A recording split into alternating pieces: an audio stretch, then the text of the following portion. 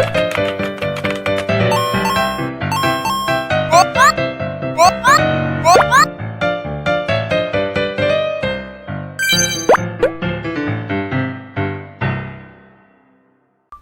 반갑습니다 여러분. 지금부터 수업 시작하도록 하겠습니다. 지난 시간에 이제 가계, 기업, 정부는 아직 안 알았고 오늘 배워볼 거고, 지난 시간에 가계와 기업에 대해서 알아봤는데 이거 간단하게 정리하고 오늘 정부 배우고 마치도록 하겠습니다. 자, 지난 시간에 우리가 뭘 배웠나? 가계,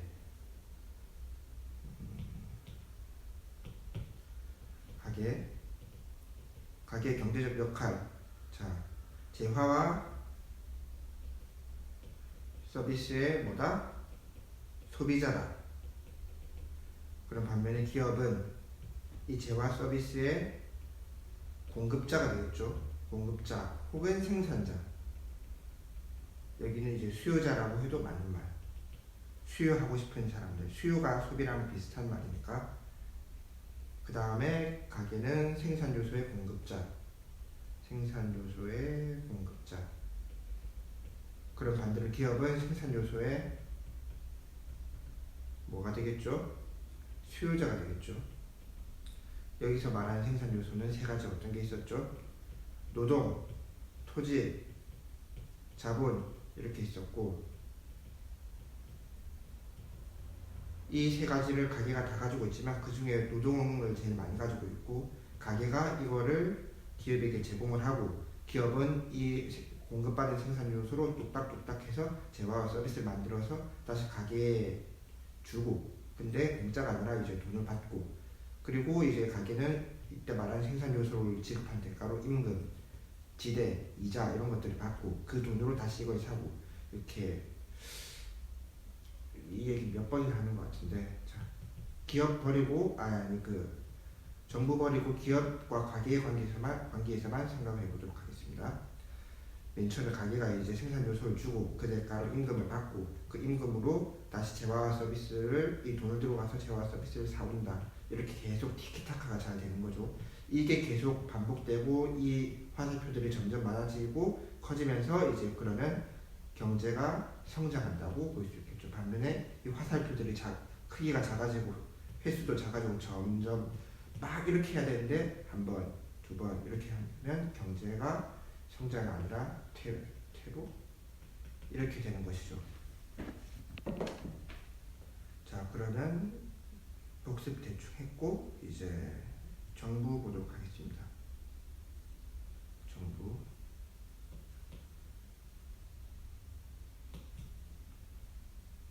자, 정부. 여러분, 정부가 무엇일까요? 이거 음성으로 안내하는 필기. 지금 여러분 이거 받아 적으십시오. 정부란 무엇이냐? 국가의 통치권을 행사하면서 국민의 요구를 받아들여 법률과 정책을 만들고 이를 집행하는 기구. 다시, 국가의 통치권을 행사하면서 국민의 요구를 받아들여 법률과 정책을 만들고 이를 집행한다. 그러니까 이 통치권이 뭐죠, 여러분? 우리 원래 이 국가의 주인은 국민인데, 이 국민들이 우리가 4천만 혹은 5천만 명이 모두가 주인 행세를 하면 안 되니까 이 우리를 통치할 수 있는 권리를 이 사람들한테 줍니다. 이 정부에 맡기고, 그럼 정부는 국민에게 받은 소중한 통치권으로 우리들을 잘 살 수 있게 통치를 해줘야 되겠죠. 근데 어떤 방향으로? 우리가 요구하는 방향으로, 다른 나라가 요구하는 방향이 아니라 우리나라 국민이 요구하는 방향으로 이 통치권을 가지고 이제 우리나라를 잘 보살피고 추진해 나가는데, 그 과정에서 법과 정책을 마련하는, 이건 수단이 되겠죠. 법과 정책을 마련해서 이를 집행한다. 이게 바로 정부의 역할입니다. 이거 잘 받아 적으십시오. 다시 한번 불러드리겠습니다. 국가가 통치권 행사하면서 국민의 요구를 받아들여 법률과 정책을 만들어서 이를 집행한 기구를 바로 정부라고 부릅니다. 자, 정부는 가계와 기업이 원활하게 경제활동을 할 수 있도록 시장 질서를 유지하는 역할을 한다. 즉, 가계와 기업 사이에서 아까 말한 것처럼 화살표들이 이렇게 잘 오고 가면 되는데 중간에 막 속이고 임금 안 주고 뭐 이런 식으로 좀 부정부패 나쁜 행동들을 하면 이때 정부가 개입해서 야 너 그러지 마, 돈 줘, 물건 똑바로 만들어, 뭐 이런 기준도 세우고 이런 식으로 합니다. 이게 정부의 역할. 그리고 재화와 서비스를 생산 및 소비도 한다. 정부의 이러한 경제적 역할은 주로 재정활동을 통해 이루어진다. 여기 이미 우리가 배울 내용들이 다 나왔네요. 일단 첫 번째, 시장 질서를 유지시키고, 두 번째로 이제 재화와 서비스를 생산과 동시에 소비도 합니다. 예를 들면 어떤 게 있을까요? 일단 서비스, 뭐 도로에 벽돌을 나른다, 이런 경우에는 이제 재화네, 재화. 도로를 만든다. 도로 길을 닦읍시다. 도로를 만드는데 필요한 게 뭐죠? 벽돌, 인부, 뭐 여러 가지가 많이 필요하잖아요. 가장 먼저 이게 필요한데, 그러면 이 사람들, 이건 뭐죠? 생산 요소죠. 생산 요소를 공급하고 이 도로를 만드는데, 도로 말고 다른 거 뭐가 있나? 유로 뭐 마산의 로봇랜드도 이제 정부가 만들었다고 칩시다. 정부가 이제 사람들과 이제 각종 뭐 공사 기구를 가지고 로봇랜드를 만들었는데, 그러면 재화를 생산한 거고, 그럼 반면에 또 소비는 어떤 게 있을까요? 쉽게 말해서 마스크. 정부가 마스크를 만드는 게 아니라 마스크 회사에서 만든 마스크를 가지고 정부가 사와서 여러분들도 나눠주고 가죠. 그럼 기업 입장에서는 이 재화와 서비스를 소비한 게 되는 거죠. 이런 식으로 재화와 서비스 생산과 소비를 동시에 다 한다. 자, 그 다음 정부의 재정활동. 가계가 수입과 지출을 통해 살림을 안정적으로 끌어가듯이 정부도 나라 살림을 필요한 돈을 마련하고 사용하는 활동을 한다. 이처럼 정부가 나라 살림을 끌어가기 위해 수입과 지출을 관리하는 경제활동을 재정이라고 한다. 여기서 말하는 재정은 박재정이 아니라 그냥 재정을 말하는 거고, 그러면 여기 또 나오지만 재정과 예산. 재정은 뭐고 예산은 뭐고 어떤 건지 이 차이점을 알아야 되는데, 이거는 여기 다 나옵니다. 먼저 재정의 뜻을 한번 밑줄 그어 봅시다. 재정이란 정부가 나라 살림을 끌어가기 위해 수입과 지출을 관리하는 경제활동. 이거를 여기 써놓으십시오. 재정이라고 합니다. 그럼 예산은 정부가 재정활동을 수행하는 과정에서, 일단 계속 이어서 읽어보도록 하겠습니다. 정부의 재정활동은 재정 수입과 재정 지출, 그러니까 소득과 지출로 구성된다. 재정 수입은 정부가 얻는 모든 수입을 의미하는데, 우리나라에서는 세금으로 거둬들이는 조세 수입이 가장 큰 비중을 차지한다. 재정 수입에서 가장 큰 비중을 차지하는 게 뭐다? 바로 조세 수입입니다. 이게 뭐냐면 그냥 세금, 쉽게 말하면 세금이라고 생각하시면 됩니다. 그 다음 재정 지출, 이제 정부가 벌어들인 돈이 조세 수입, 재정 수입이면은 재정 지출은 쓰는 돈. 정부가 지출한 모든 경비를 의미하며, 정부는 활동을 분야별로 나누어 집행계획을 수립하여 경비를 지출한다. 여기 나오는 분야별로 한번 봅시다. 뭐 외교, 통일에 관해선 뭐 4.7%,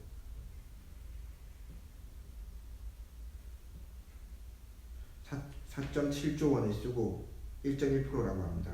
그 다음 많이 쓰는 게 노동복지노동부에 1년에 무려 144.7조 원을 쓰네요. 교육에는 64조 원이 들어가고, 이런 식으로 이렇게 분야별로 쪼개서 쓰는데, 이 돈은 어떻게 벌어들인다? 거의 대부분이 뭐다? 조세 수입으로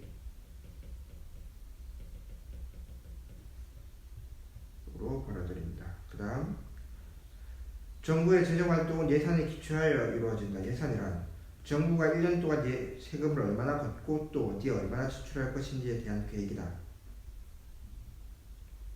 여기서 정부가 재정지출 수행하는 과정에서 세금을 얼마나 얻고 또 어디에 얼마나 지출할 것에 대한 계획. 정부가 1년 동안 이걸 쓰시면 됩니다. 여기. 그 다음 최근 경제 규모보다 재정 규모가 더 빨리 커져 국민 경제에 재정이 미치는 영향이 커지고 있다. 따라서 정부는 재정활동을 계획할 때 효율성과 형평성을 모두 고려해야 하며 투명하고 공정하게 그 과정을 운영해야 된다. 정부가 해야 될 것이, 지켜야 될 것이 효율성, 형평성, 그 다음 투명 공정. 근데 이게 해당되겠죠. 투명하고 공정한 것, 즉 형평성이 맞는 거, 이렇게 될 거고. 그 다음 조세 유형. 자, 뭐 조세는 이제 여기서 말하는 이건 조세호가 아니라 그냥 조세입니다. 조세 유형에는 국세와 지방세가 있는데, 국세는 이렇게 이것도 한번 읽어만 보십시오. 이걸 봅시다. 조세는 세금을 부과하는 주체에 따라 중앙정부가 부과하는 국세와 지방자치단체가 부과하는 지방세로 나뉜다. 국세는 누가 부과한다? 중앙정부가 부과하고, 지방세는 지방자치단체가 부과한다. 국세는 국경을 기준으로 국내세와 관세로 나뉜다. 또한 조세는 사용 목적에 따라 일반 경비에 쓰는 보통세, 좀 깊습니다. 이거는 굳이 이건 심화 과정이니까 그냥 한번 읽어만 보십시오. 이건. 그 다음 재정활동을 통한 정부의 경제적 역할. 정부가 재정활동을 통해 수행한 경제적 역할은 크게 시장기능 보완, 소득 재분배, 경제 안정화로 구분할 수 있다. 자, 시장기능 보완하고 소득 재분배, 경제 안정화. 자, 이 정부의 경제적 역할 이 세 가지에 대해서 한번 배워보도록 하겠습니다. 시장 기능을 보완한다. 무슨 말일까요? 아까 말했던 이거죠. 이 가게와 기업 사이에서 이제 서로 통제를 해주고 조정을 해주는 역할. 정부는 시장에서 생산되거나 적게 생산되는 재화와 서비스를 직접 생산하여 공급하기도 한다. 정부가 직접 생산하는 재화와 서비스에는 국방, 치안 등과 같은 공공 서비스가 먼저 있고, 그 다음 도로, 공항, 항만 등 사회 간접 자본이 있다. 근데 사회 간접 자본이 뭐죠, 여러분? 이겁니다. 한번 봅시다. 사회 간접 자본이란 생산 활동에 직접적으로 사용되지는 않지만 국민 경제 발전의 기초가 되는 사회 기반 시설을 말한다. 여기 말한 것처럼 도로, 공항, 항만 이런 게 있는데, 자, 쉽게 말해서 아이폰이라고 칩시다. 아이폰이 여러분, 물론 미국의 회사 본사가 있지만 미국이 아니라 저 개발도상국에서 생산하는 걸 하지만 미국에서 온다고 칩시다. 자, 미국에서 아이폰이 우리나라로 와야 된다. 한국 와야 되는데, 자, 그때 말한 거 생산, 미국이 아이폰을 생산을 해야 우리가 소비를 할 수 있겠죠. 그럼 이때 말하는 생산, 저번에 말한 거 메이크, 정말 공장에서 뚝딱뚝딱 만든 이 휴대폰만 생산이 아니라 이 배송 서비스, 이걸 이제 판매한 아이폰을 이제 공장에서 만들어서 아이폰 대리점의 애플 서비스에서 판매하는 그 직원들도 생산을 하고 있는 거죠. 나에게 아이폰 종류 중에 뭐가 좋고 이 중에 고르시면 됩니다 하는 이 서비스도 이 아이폰 생산에 들어가는데, 그렇게 치면은 이제 아이폰이 우리나라에 어떻게 오죠? 이제 큰 배에 실려가지고 오는데, 그럼 이 배도 아이폰 생산에 기여했다고 봐야 되느냐? 그건 아니죠. 이게 정말 애플 본사에서 만든 배고 정말 이 안에 아이폰밖에 안 들었다. 그러면 몰라도 이 안에 아이폰도 있고 옥수수, 콩나물, 팥빙수 뭐 여러 가지들을 이제 운송하는 이런 그냥 화물선일 뿐인데, 이걸 아이폰 생산에 기여한 건 아니고 대신 이런 걸 사회 간접 자본이라고 부릅니다.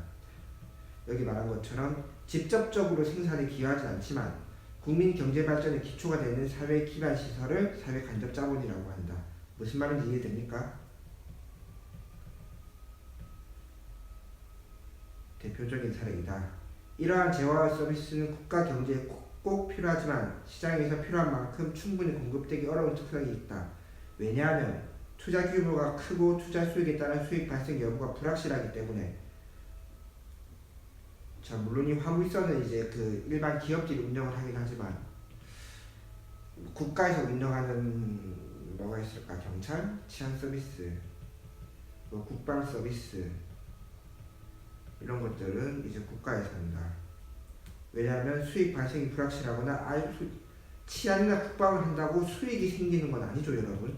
그러니까 이거 솔직히 뭐 치안을 한다고 해서 수익이 생기는 게 아닌데, 그러면 기업은 치안을 이제 정부가 시켜도 안 하겠죠. 왜냐면 이거 수익도 안 나는데 왜 해? 우리는 이윤 극대화를 추구를 하는 사람들인데, 그래서 이거 안 해. 근데 치안이 있어야 국가가 제대로 돌아가니까 그럼 정부가 해야지, 이 말입니다. 수익이 발생한다고 하더라도 이것을 회수하는데 오랜 시간이 걸릴 수 있다. 자, 치안으로 수익이 아예 없진 않겠죠. 왜냐하면 우리나라 치안이 전 세계에서 탑 클래스니까. 그것 때문에 우리나라 치안이 좋아서 우리나라 여행도 많이 오고 이민도 많이 오는 경우가 있습니다. 예를 들어 이거 여행을 온다고 생각해 봅시다. 우리나라 치안이 너무 좋아가지고 여행객이 100만 명이 몰린다. 그로 인해서 관광 도시가 관광 국가가 되니까 수익이 나죠. 근데 우리나라가 치안 1등 국가가 되기 위해서 얼마나 많이 노력하고 얼마나 많은 시간이 들었습니까? 그런 식으로 이런 걸 회수하는데 너무 오래 걸리기 때문에 그럼 정부가 해야 되겠다, 이런 거죠. 또한 정부는 특정 상품에 대한 과세 여부 및 세율을 조정함으로써 자원 배분의 방향을 조정할 수 있다. 예를 들어 사치품에 높은 세율을 부과하면 사치품 가격이 상승하여 이 상품의 소비를 줄일 수 있고, 그 결과 사치품 생산에 이용하던 자원이 다른 상품을 생산하는 데 이용될 수 있도록 유도할 수 있다. 자, 이거는 쉽게 말해서 발렌시아가를 칩시다. 우리나라 기업은 아니지만 발렌시아가가 있는데, 발렌시아가 이제 신발을 만드는데 뭐 연금술을 부려가지고 금과 보석 이런 게 들어간다고 합시다. 이렇게 하지 말고 뭐가 좋을까? 석유가 들어간다고 합시다. 석유 100톤이 들어간다고 칩시다. 물론 미치는 소리이긴 하지만 아무튼 그런 식으로 예를 들어서 석유라고 했고, 일단 사회적 자원이 막 발렌시아가 만드는 데 들어가는데 발렌시아가 너무 좋아. 그래서 사람들이 이걸 계속 사. 그럼 계속 찍어낼 것이고, 그럼 석유가 이제 아스팔트 닦는 데도 쓰이고, 이제 자동차 넣는 데도 쓰이고, 이렇게 골고루 써야 되는데 전부 여기 만드는 데만 들어가니까 이 자원이 골고루 분배가 안 되는 겁니다. 그때 정부가 나서서 발렌시아가 한 달에 500개만 딱 만들어, 그 이상 만들지 마 하면 이제 석유가 그만큼 덜 들어가니까 그 나머지 남는 석유가 원래 가야 됐던 곳에 다시 분배가 똑바로 이루어지겠죠. 그 얘기를 하고 있습니다. 자, 이걸 한번 볼까요? 조세 수입과, 자, 가게와 기업이 세금을 냅니다. 그걸로 정부가 수입을 얻고 재원을 조달한다. 그럼 이 돈으로 뭘 하느냐? 국방, 치안, 사회 간접 자본 등등을 만들고 이걸 다시 가게와 기업이 가져간다. 근데 이걸 항상 공짜로 주는 건 아니죠.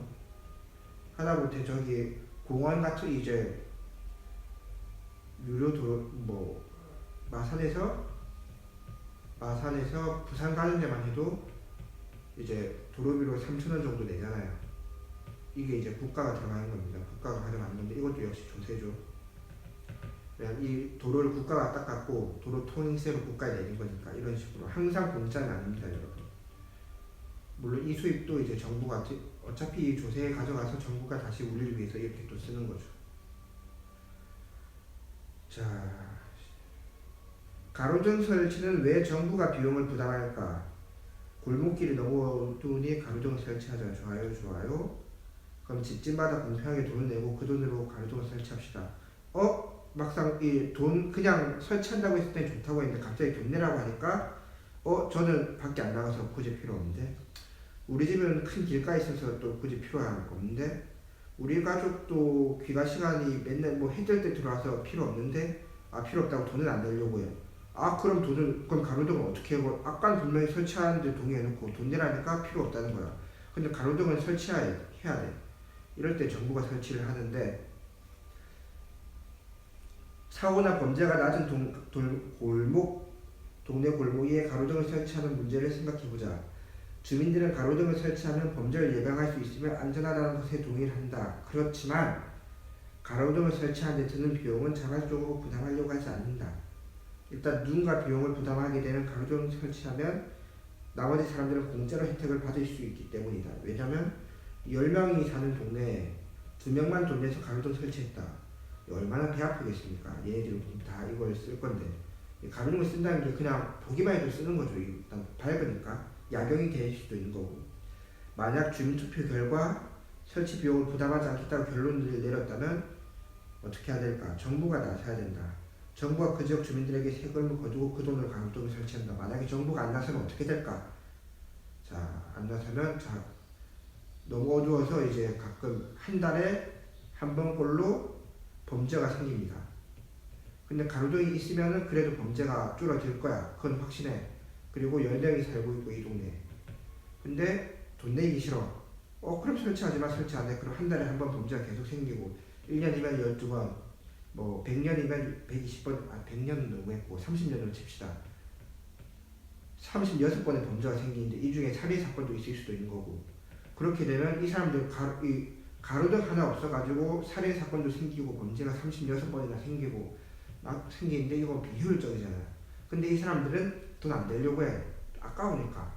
그럼 정부가 나서서 야 각자 조금씩 뭐 1,000원씩만 내라. 내가지고 다른 나라에 다른 데서 돈 좀 받아서 이렇게 세우고 또 다른 데 설치할 때도 1,000원 1,000원 얘네들은 1,000원 1,000원 해서 여기 또 세워주고 이런 식으로 정부가 큰 역할을 하죠. 이렇게 이게 정부의 역할이고 소득 재분배를 보도록 하겠습니다. 소득 재분배도 역시 정부가 하고 소득 재분배 경제 안정화 그리고 시장 기능 보완 이게 첫 번째 역할, 두 번째, 세 번째 역할입니다.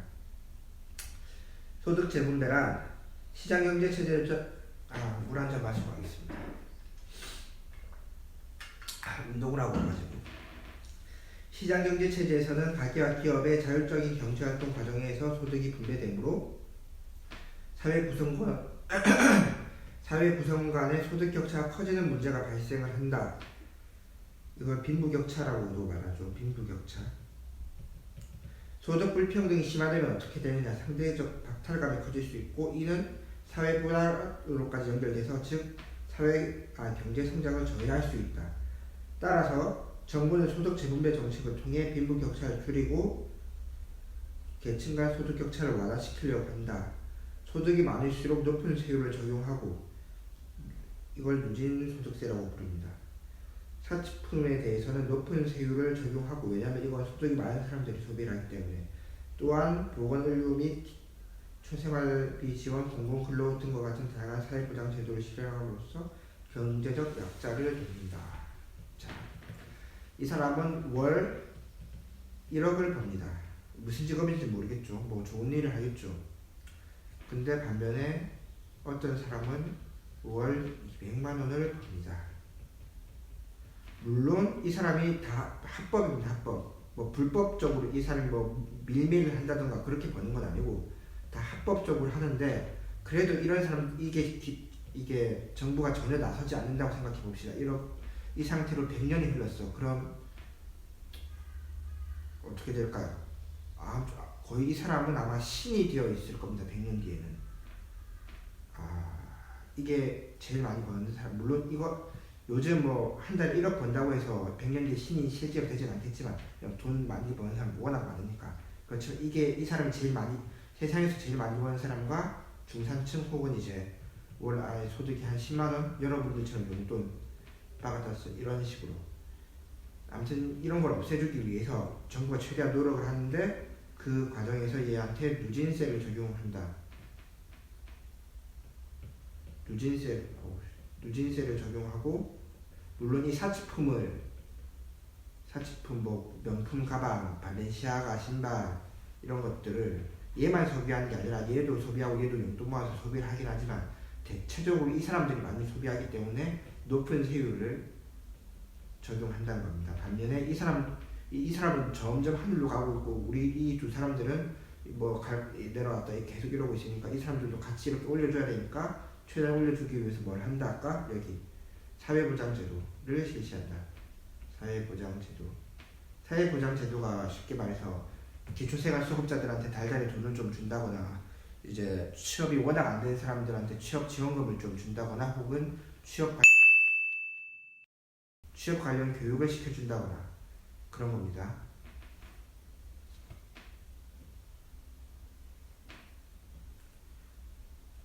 이건 좀 이따 보도록 하겠습니다. 경제 안정화. 정부는 경제 성장 및 안정을 위한 정책을 수행한다. 예를 들어 경기가 지나치게 가열되어 물가가 상승하게 되면 재정 지출을 줄이거나 조세 수입을 늘려 물가 안정을 유도한다. 자, 이거 한번 정리해 봅시다.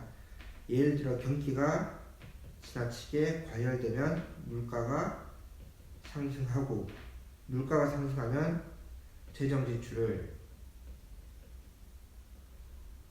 줄이거나 조세 수입을 늘린다. 그러면 다시 물가는 제자리로 돌아올 것이다. 경기도 역시 제자리로 돌아올 것이고, 그럼 이걸 거꾸로 하면은 이제 경기가 너무 내려가고 물가도 내려갈 때는 정부가 지출 늘리고 조세 수입을 감소하면 역시 또 안정을 찾을 것이다. 이게 무슨 말이냐? 자, 경기가 뭐죠? 뭐 야구 롯데 야구 경기, NC 경기 뭐 이런 경기를 말하는 게 아니라 경제 흐름, 경제 수준, 경제 수준이 올라가면은 어떻게 되죠? 물가도 올라가겠죠. 왜냐면 이제 햄버거 뭐라 해야 되냐? 뭐 어떤 물건의 가격이 정말 못 산 나라에서는 1,000원인데 잘 산 나라에서는 뭐 3,000원이다. 왜냐면 잘 사니까, 못 사니까. 이런 식으로 경기가 이 물가가 올라간다고 해서 안 좋은 게 아닙니다. 왜냐면 이 똑같이 1,000원과 3,000원인데 아 왜 이쪽은 1,000원 내고 왜 우리 3,000원 내?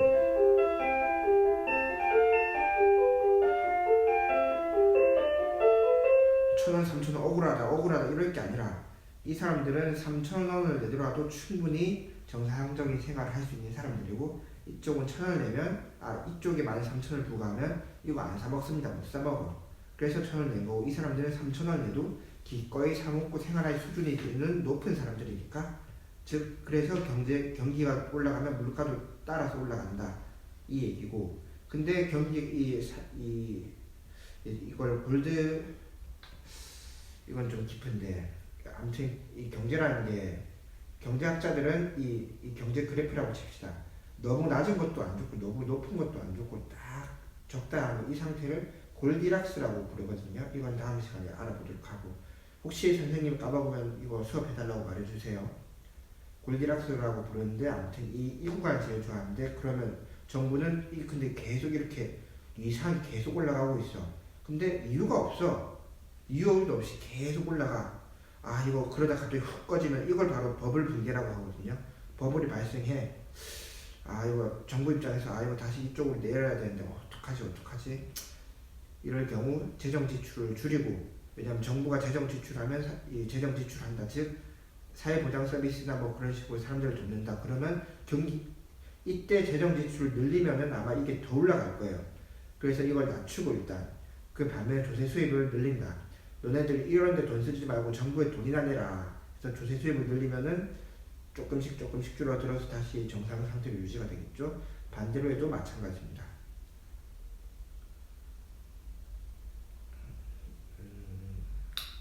다음 누진세율과 비례세율 이거 보고 한번 맞춰보도록 하겠습니다. 누진세율과 비례세율, 누진세율이 뭐냐? 과세 표준 금액이 커짐에 따라 점차 증가하도록 정한 세율. 자, 그래프를 한번 봅시다. 원래라면 이게 정상적인 그래프라면 예를 들어 이게 소득 누진세라고 했죠 아까. 일반적인 원래 소득세라면 이제 내가 100만 원을 번다. 그럼 10%만 10% 너무 센데 5% 1%만 하면 만원, 200만 원 벌면은 2만 원 이렇게 1,000만 원 벌면은 10만 원 이렇게 소득세를 쫙쫙쫙 내는데 어느 순간 이제 1억을 벌면 1억의 10%는 얼마죠 여러분? 계산해 봅시다. 1억의 1%는 100만 원이네. 100만 원을 내야 되는데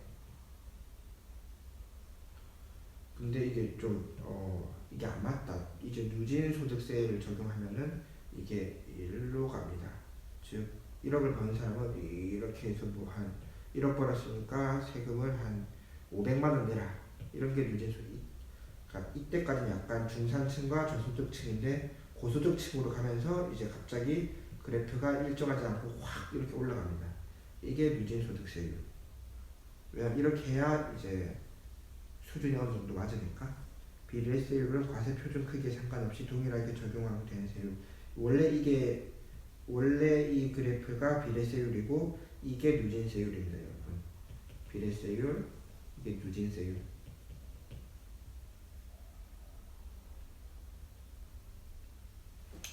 여러분 이해 다 방금까지 수업한 거 이해 잘 되셨나요?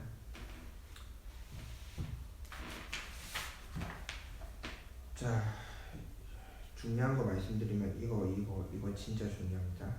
어떤 경기와 물가가 올라가면은 재정 지출은 줄이고 조세 수입은 늘린다. 내려가면은 재정 지출은 올리고 조세 수입은 내린다.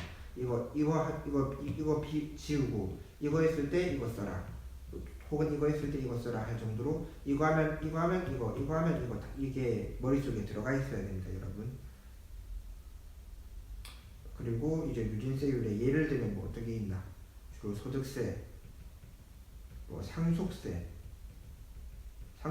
이제 TV에서 뭐 대기업에서 이제 상속세를 뭐 피하려고 막 소리 쓴다 뭐 이러는데, 근데 그게 좀 먼 나라 얘기하죠. 왜 우리 부모님은 나한테 상속세 걱정을 안 하셔. 왜냐면 예를 들면 우리 부모님이 1억 딱 가지고 계시는데 이걸 내가 상속받아야 돼. 그러면 별로 얼마 안 떼갈 겁니다. 한 뭐 예를 들면 뭐 10만 원만 떼갔다고 치면은 이거보다 더 떼가긴 하는데, 예를 들어 이렇게 치면은, 근데 기업들은 1억 단위가 안 줘. 뭐 어떤 분은 재산이 10조가 있는데 이런 경우에는 거의 세금만 수백억을 떼갑니다.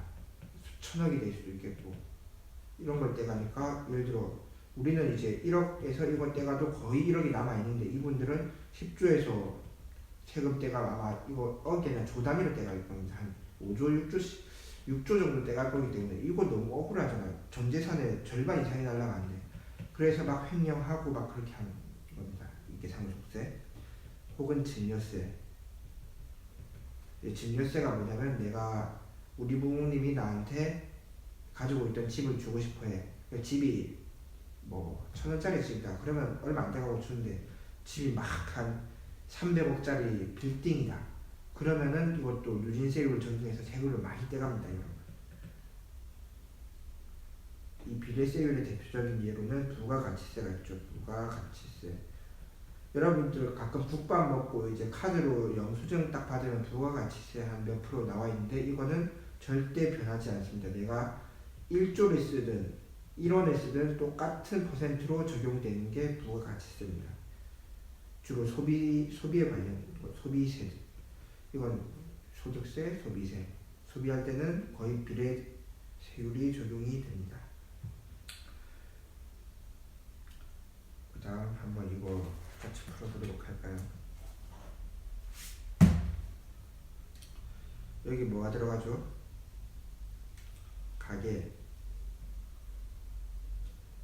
가게는 소득을 공유하며 경제생활, 개인이나 집단으로 주로 소비활동을 담당한다.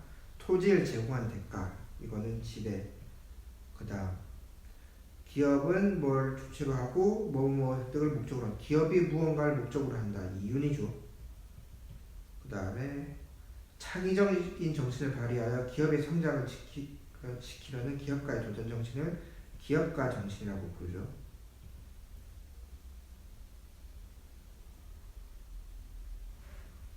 자, 그 다음에 누진세를 부과하고 사회보장 정책을 시행한다. 이건 뭐가 되지? 소득 재분배. 왜? 소득을 골고루 분배해서 이익이 아니라 평평하게 만들어주기 위해서. 그 다음 기업이 생산하기 어려운 재화와 서비스를 직접 생산하여 공급한다.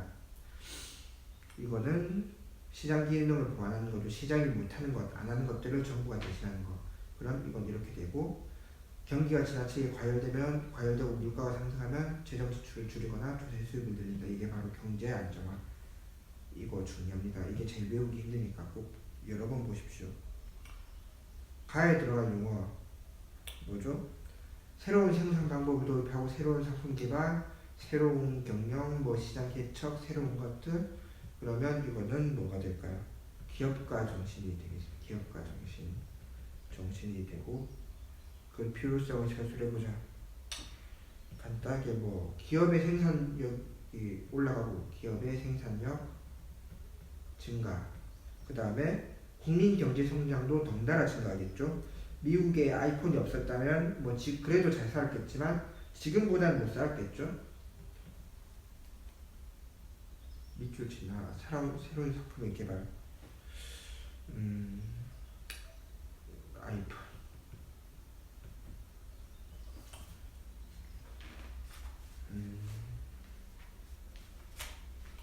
이거는 수업 이게 진도 좀 빨리 나가고 다시 돌아와서 이 두 페이지는 보도록 할 테니까 여러분들 한번 그냥 읽어보십시오.